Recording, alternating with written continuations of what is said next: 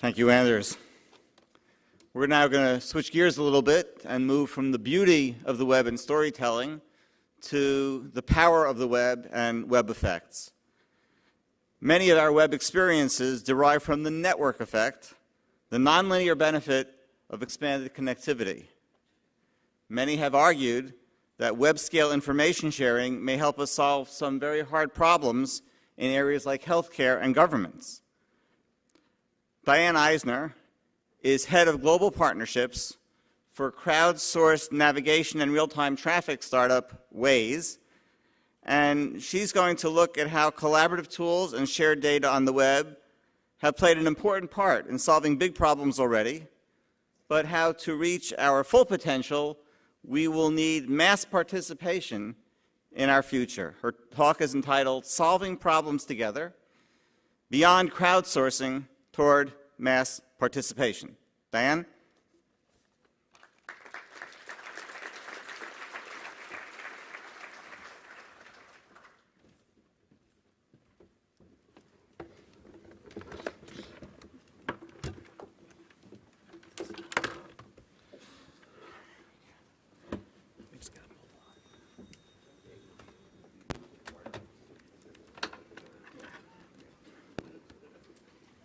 What's that? Go ahead and start.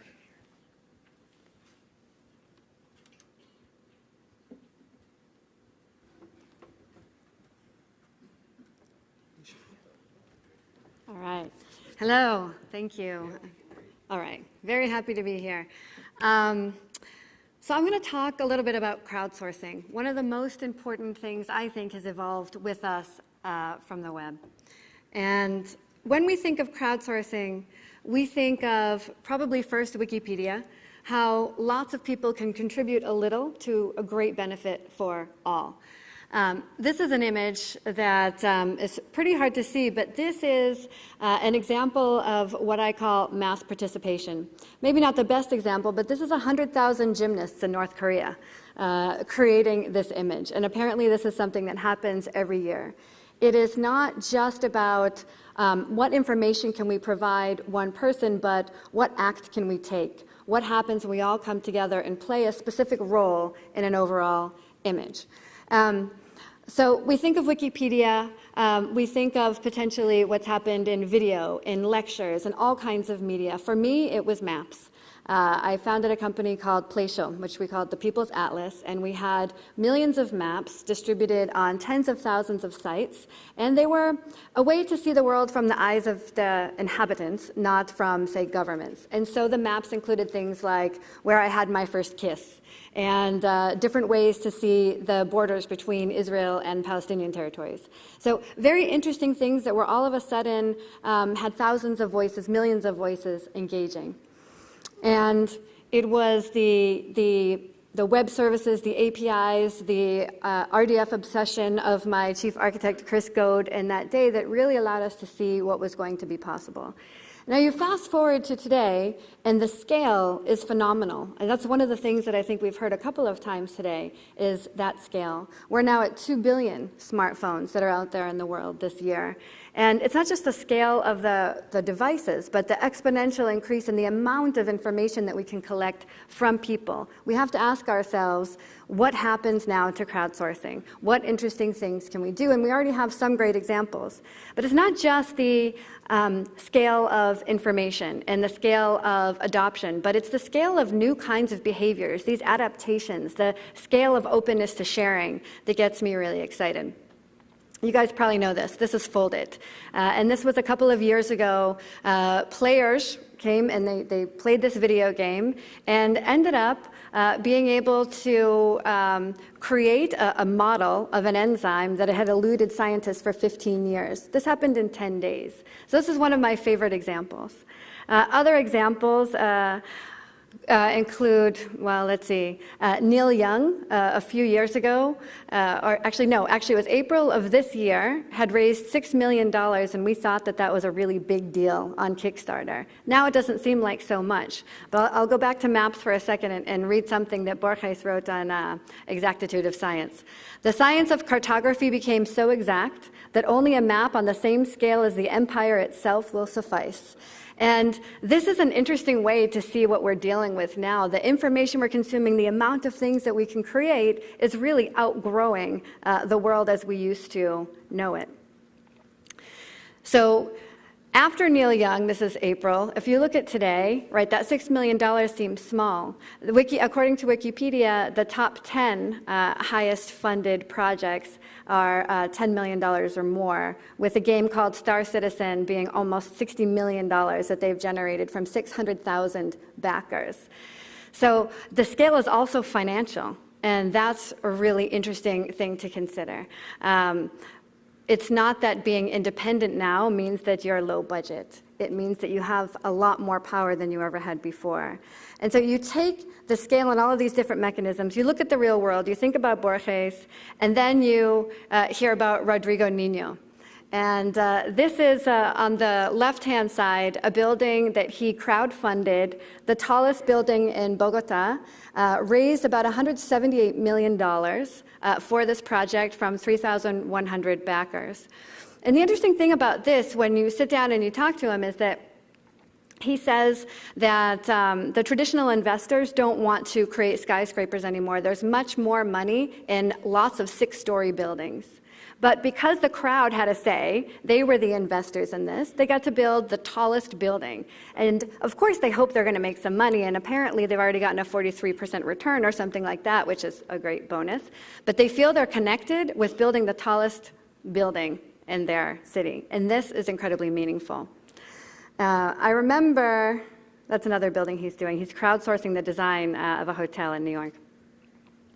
I remember being on the plane when Larry Lessig was running his first campaign to raise money around May Day, the anti-Super PAC. And it was incredible because I had one phone open with Twitter and the call-outs and seeing everybody that was donating. And then the other tablet I was watching the increase in the amount of money he was raising. And literally, I was watching tweets being converted to cash. And that was this kind of crazy idea that gave me pause. So all of this stuff is happening. I'll try to kind of apply it to what we're doing with Waze. For anyone who doesn't know, it's a navigation real-time traffic application that's all crowdsourced. And we have more than 50 million drivers around the world. And just by driving with it open and getting your navigation prompts, you're actually contributing your speed data anonymously. And we're using that to be able to get you quickly from point A to point B and route you around accidents, hazards, this kind of thing. This would be, in my mind, the traditional crowdsourcing. Very simple to offer up your information. But you combine that, not just with the algorithms that tell you what to do with lots of information, but with these humans that are incredibly active within our community, and you get something different. So we have the 50 million drivers, but we also have, now it's at about 500,000 people around the world that are editing the map itself.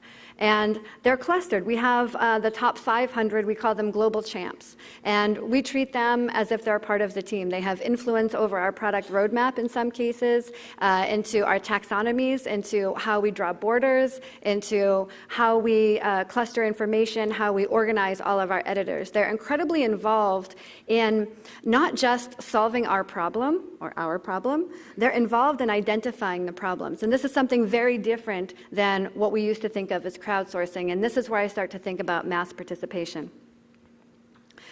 During Hurricane Sandy, as it was turning into Superstorm Sandy, we were left with a fuel crisis in New York, New Jersey, a number of places, and we got a call from the White House one evening on a Friday, and they said, we don't know where gas stations have power. We're hearing reports that there are 3 or 4 hour long lines, but we don't know where they are. We know you have a lot of users. Can you help us?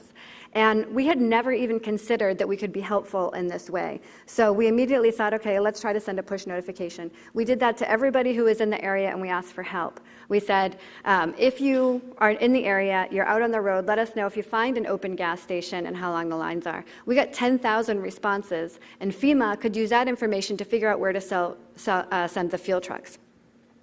It's the other thing about mass participation. It's not just identifying problems that you didn't know you had with the community, but then they work together at solving the problem, but then they see an immediate impact. The impact was there. They saw, okay, now we have fuel. And that's something concrete, and we're all helping one another as we go forward. Similar things all over the world are happening, but this is just another funny example. They were calling it Snowpocalypse last year in Atlanta. And it turned into a 100-car pileup, and we're talking about 2 inches of snow here. It didn't need to be that drastic. But nobody knew what was happening. Luckily, there were some people using Waze stuck there, so they were taking pictures and sharing them with others. And that little spike there is just to show the increase in active users we had that day. That's only relevant to say there's a demand for this kind of crowdsourced information and much more proactive sharing and problem solving. I'm going to show you a video now. Actually, someone mentioned Aaron Koblin. You did. He designed this for us using Waze data in one day in a couple of cities.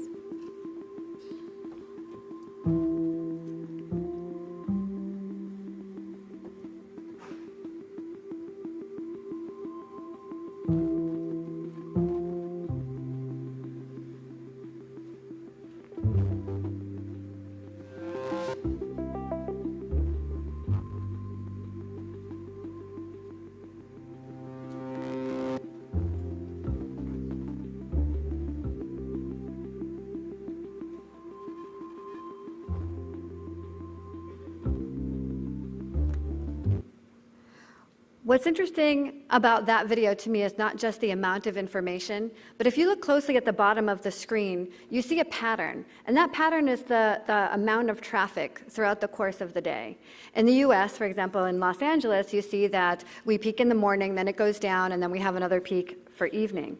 But as you look around the world, you see that that trend is slightly different. In Rio, they have a much bigger problem. In Tel Aviv, it's worse in the morning, and it kind of flattens out for the rest of the day. In Jakarta, it starts, and then it just stays high for the rest of the day until they go to bed. And there's a difference between a capacity problem and a distribution problem. In the US, for example, we don't have a capacity problem. We have a problem of distribution. We know algorithmically how we need to distribute all the cars to make sure that we never hit a traffic jam again. The issue is how do we work together with humans to make sure that they're open to leaving for work at a different time. Companies that will allow them to have different work hours than the entire rest of their team. It's a different kind of issue and one that we're looking at. So it's always for us the algorithm working together with the humans. So now we are actually working with about 17 cities. We have a new program called the Connected Citizens Program. And the cities, many of them in the world, they don't even have access to simple information that's already public on Waze. Where is the accident? Where is this traffic jam? And they're able to use that information in their traffic control centers and figure out how can we actually use this to reduce traffic in this area, to clear garbage faster, to clear an accident faster, and in some cases save lives where there might be something that really bad that happened on the roads. And so now you've got the cities involved, you've got Waze and other folks going inside the car so that the cars can communicate with one another, and you've got this and then you've got the citizens, of course, and we're weaving this new picture of a kind of urban infrastructure.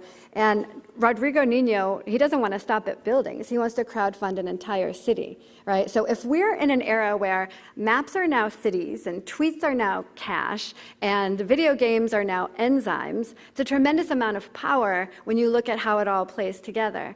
And me and my 1 million friends can basically will anything into existence right now. And when we think about that, I really need to look at the difference between crowdsourcing and these glimmers of this mass participation, identifying together what the problems are we need to solve, how we're going to get there, and then, of course, putting our money together to do it. But it brings a lot of questions.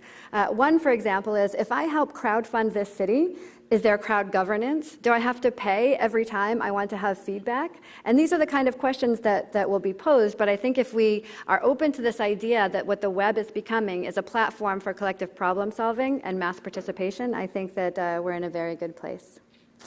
That's it. Thank you.